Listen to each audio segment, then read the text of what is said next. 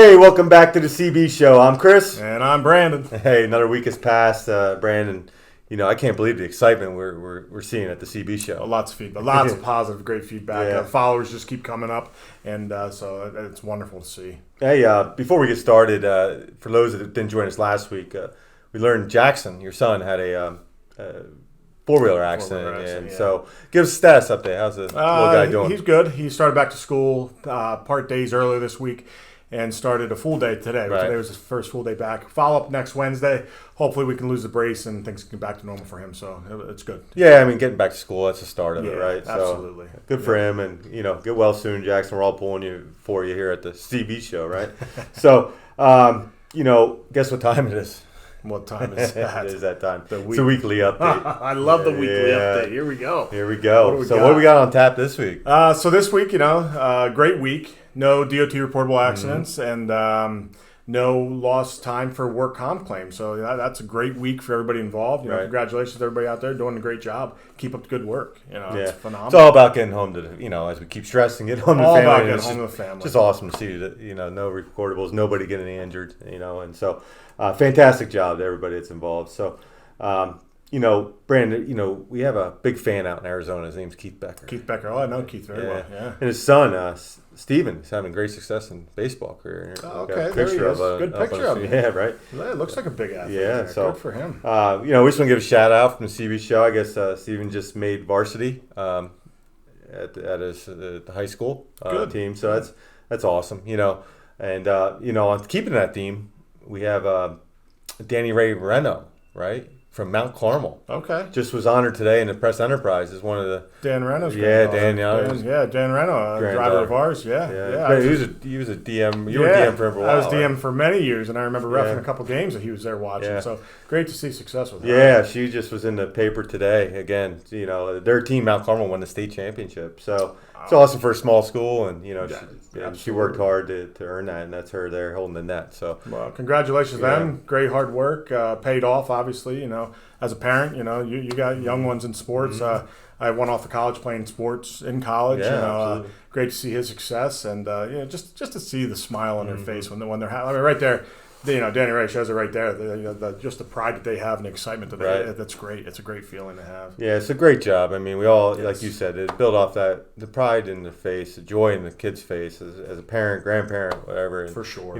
Just goes a long way. And that's, again, goes back to the theme, getting home safely to our families. Getting home safely. To enjoy that success. So for sure. Congratulations. Congratulations, right. So this week, do we have any new hires join our team? We had one guy, Jack Kittle from Millville. Wow. So Jack, him and his wife. Quaker. He is a Quaker. My mom was a Quaker from Millville, actually. Jared Brokeshire is a Quaker in his family. But, so him and his wife used to team together. Mm-hmm. She stepped away from the truck for now.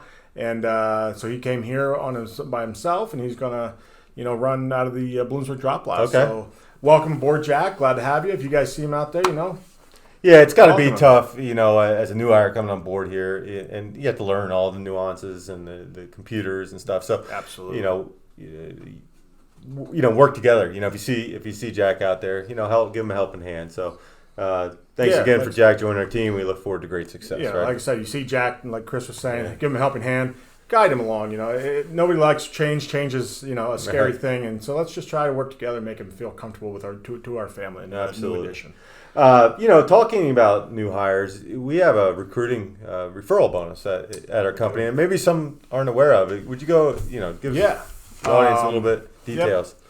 So anybody that you know, family, friend, or just a fellow driver that you come upon, you meet at a truck stop, and you want to pitch to them to come join our team. There is a referral bonus for you, and it is $200 after they complete 30 days, and 30 days of hire, and then after 6 months of hire, you get an additional $300 and a personal day, and that's for every driver that you bring on board. So you bring on 10 guys in a year, that's a nice little perk. Absolutely, nice little perk time off and money. I mean, what more do you want? Right? What do you want? Yeah. Time off to spend the money you made. So that's awesome. Great. So, where do they go? Where should the direct them? Anybody you have that you want to refer to here, have them reach out to Tony and or myself. Numbers are right here, as you can see. And then really the quickest and most efficient way would just be jump on the website at watsontowntrucking.com, fill out an app, and follow it up, and we'll reach out to them and make things. It's very smooth, very easy to navigate through. Yeah, we just recently revamped the website too, so to make it a little bit user friendly and streamline that process. So, I guess that probably ends the weekly update for this week. Yeah. I think it was a pretty good week. Great week. We had no accidents, no injuries. I think that's a great week. Piece a couple weeks together like that. We got good months and good years. Let's keep going with that. That's great. So last week, I called you the Andy Reid of WTC, and through my, I was looking online and I saw this picture, and it was, and I thought it kind of goes to what we were talking about last week, I'm just curious, what do you see when you see that picture?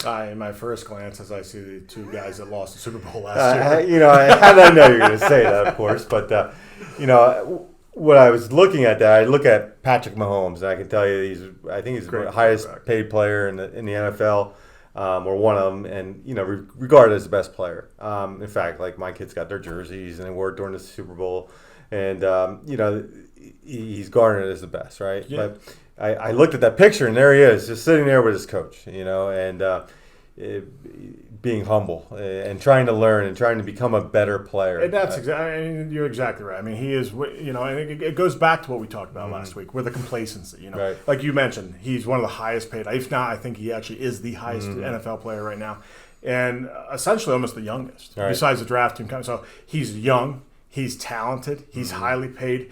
He is like the poster child of why he could be complacent and just say, I don't need your help, coach. I've gotten here on my own. I have the talent. But you can see in this picture, and in all honesty, it's a great picture.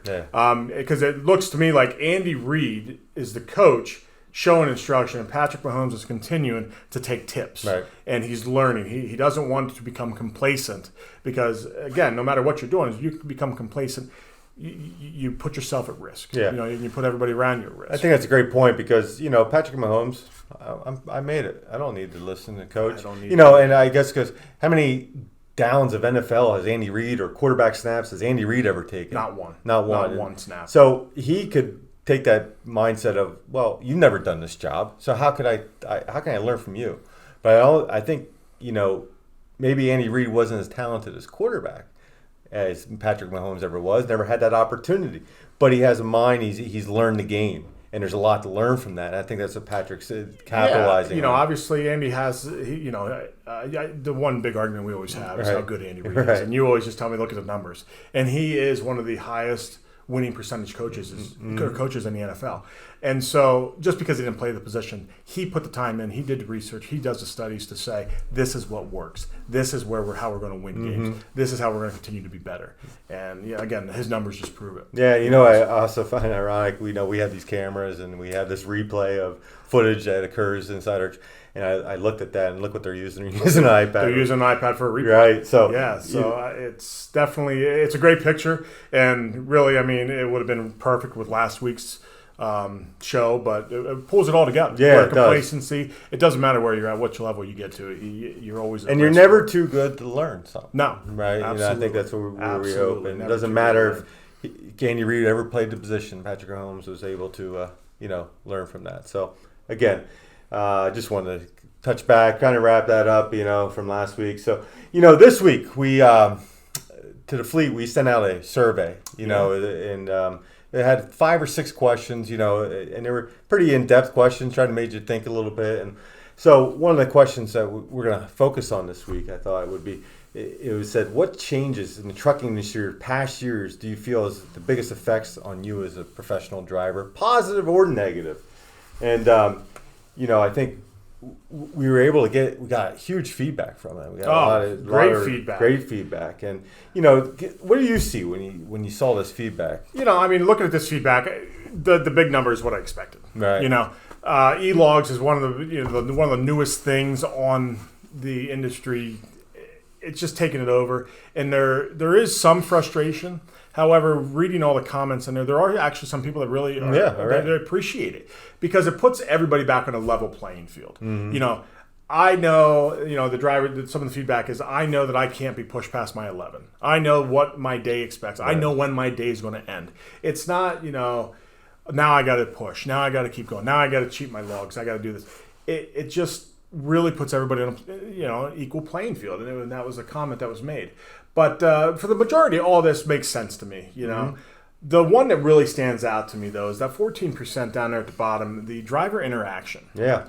Like, the driver, it's very interesting to me because I can remember sitting talking to my grandfather and my dad about how they met this guy at this delivery, this interaction that they had at a truck stop or at a delivery, or my grandfather actually had some friends that he met. Mm-hmm. He used to run in Chicago every week, and he had family friends that he met through that run. Right. And then I sit back and I read, and now today where we have everything at our fingertips and all the time, but the driver interaction is a very high frustration. Yeah, when I looked at that too, that was the first thing that struck out to me as well. And I think, you had the e-logs, you got government rules, you got traffic, technology.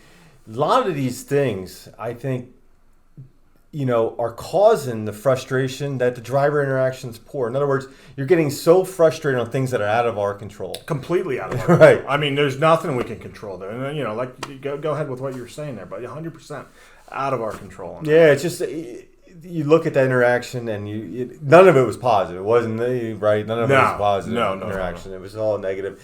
It was just, how drivers are respecting each other and things of sort, and how they just wish it was like the old days. I guess that's what, where drivers felt like they were a professional driver and they had a friendship out there. And they helped each other. Yeah, they helped each other. Always gave, there was never a time where they couldn't walk up to another driver and ask for assistance, whether it's, hey, check my brake lights. I feel like something's going on. Help me back in here. It just doesn't happen like that anymore. And I truly believe that the other things that you're seeing there on that pie chart, the cameras and all that stuff are causing some of that frustration because they get, no doubt, in traffic especially, they're getting all angered up, all hyped up. But I go back to what can you control? What can we control when we're out there? We can't control ourselves. We can't control the rest of this stuff. Correct. So, when we take a step back and we just say, what can I do? And I think maybe some of that, and we're going to be respectful of other drivers or kind to other drivers, give them a hello or help them with a problem. Yeah. Don't leave a trailer messy. Those type of things we can work on. We can work together. 100%. I think that's something. Feel better. Yeah, I was just blasted away by how much feedback we got, and it just that one there just struck me because I'm thinking, we could do something. We can fix that. We can fix That's that. about the only one that we can fix out there because nothing else is going away. Right. When we have no control over it. Yeah, government rules probably will get stricter. And that'll happen. Cameras aren't going away. They've been our friends.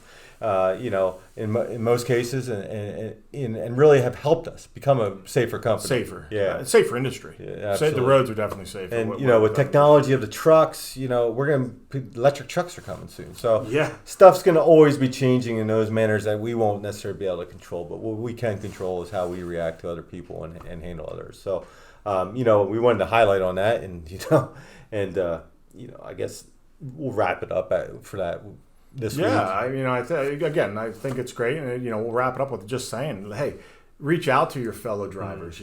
Talk to them, and just help out where you can help out. So we'll end it with that note. Just try to be friendly with everybody, and I know normally this is your part, but I'm going to jump on since I can talk about our sponsors. Oh, yeah, we always talk about the sponsors. Without the sponsors, we couldn't do it. We couldn't do it. Definitely Watsontown Trucking, Patent Warehousing, Patent Logistics. Yeah, I actually got the Patent Warehousing logo on today. There you got go. The last so we're supporting all. We're proud to be part of it, proud of their support, and they're at the Patent Logistics Group. Yeah, so again, thank you for that, for the sponsorship, and hopefully we continue on with the great weeks. Like I said, piece the weeks together. We turn it into a year. It'll be great. Absolutely. So make sure we're getting home safe to our families, and everybody have a great weekend. Yeah, absolutely. And I'll reiterate what Brandon said. Let's get home to our families safely. So have a great week. Thanks, guys.